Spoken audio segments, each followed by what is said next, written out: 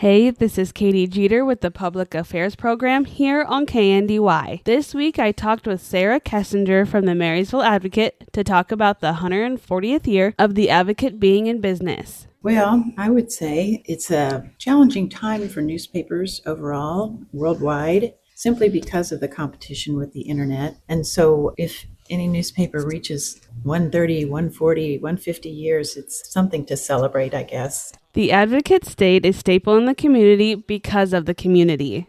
Well, it's the community that's enabled that. We're just lucky, I feel like, to live in such a community. And I always tell people the newspaper is a reflection of this county community. We do our best to cover the entire county.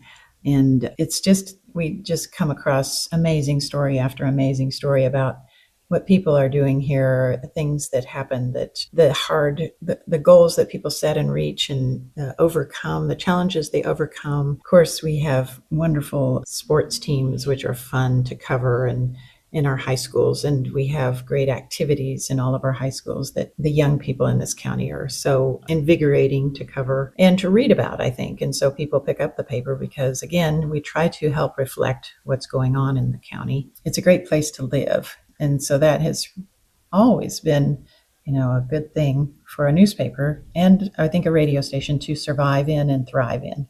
The Advocate had to obviously adapt to technology. Well, yeah, technology has been a constant change and it seems to have sped up in the last few decades. I've lived through all the technology, of the modern era changes, starting out learning to report on a typewriter and quickly moving over to computers and then the production side of the newspaper, taking what we write and edit and moving it onto the page has changed from paper product to now we do all of our pages on computer, which we've done for several years now, but all those changes. And then now having to maintain and stock a website with local news and local information, as well as running a newspaper. So it's the print product and the website that we have to pay a lot of attention to, and that kind of doubles the work in some ways, just making sure that we're covering our bases there because readers are transitioning more to digital and especially young ones. And we want to keep young people engaged in the community.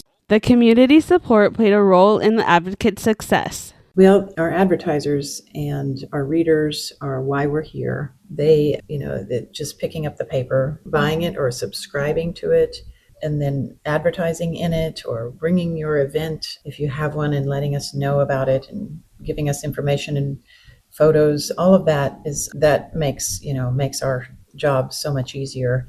We want, again, to be a reflection of the community, and we want to let people know how important it is to be involved in the community. Sarah might think there's a chance for the Advocate to survive in the future. I think, again, we reflect the community, and the community has a really viable, strong future.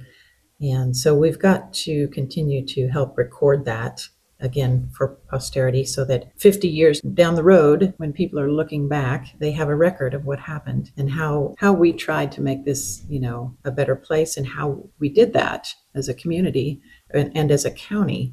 So I think those types of efforts will continue as we, move forward.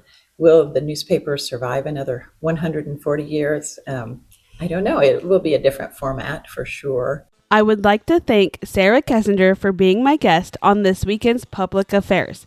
If you would like to listen again, you can always go to kndyradio.com. Thank you for listening. This has been Katy Jeter with the Public Affairs Program here on KNDY.